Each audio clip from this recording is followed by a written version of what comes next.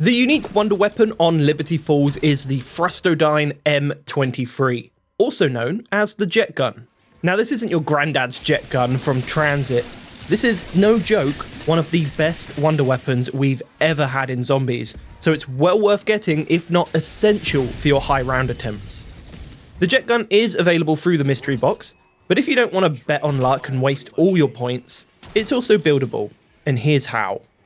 You'll need 3 parts to build the jet gun: a handbrake, a water pressure gauge, and some electrical wires. The easiest of those to get is the handbrake. The handbrake is found in the graveyard, and we're here to meet a zombified groundskeeper.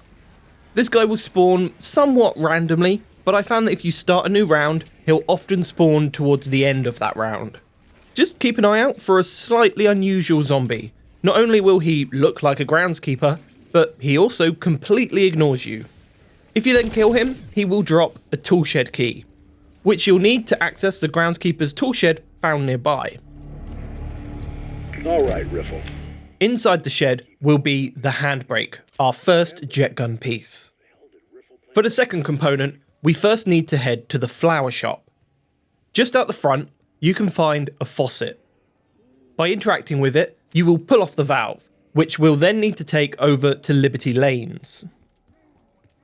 To the right of the bowling alleys, you'll find a panel on the wall, which, when meleeed, will fall off, revealing some pipework.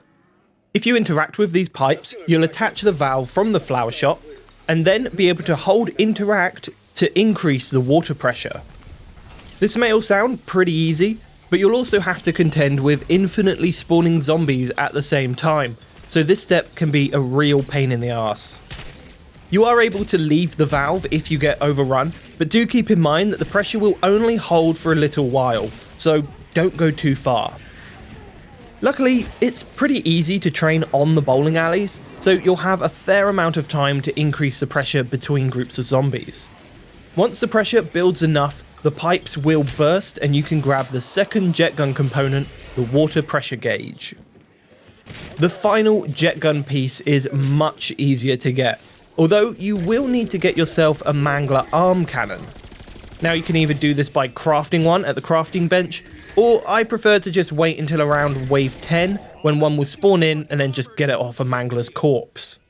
With the cannon in hand, head over to the comic shop where across the street you can find Radio House. Now just use the cannon on the security gates. Once you're inside, you'll find piles of trash on the floor. One of these piles will contain the electrical wiring you need to finish building the jet gun. Just watch out for potential jump scares. For the jet gun. Finally, we have all the components to build the jet gun. We just need to head over to the motel where upstairs in the motel room you can find a crafting table to build yourself the weapon. Tear them to pieces! Is that designed for a weapon? Looks like you already found some of the parts. Like I said earlier, the jet gun is seriously powerful, even without being pack-a-punch. Its primary fire will suck in and shred zombies, and its alternate fire creates a large explosion that's really great for getting out of tight situations. After each use, it does have a slight cooldown period, but it also has infinite ammo, so that's a pretty good trade-off. Also, just like every other weapon, this can be pack-a-punched 3 times, so it is seriously an insanely powerful wonder weapon and is definitely worth the time to get.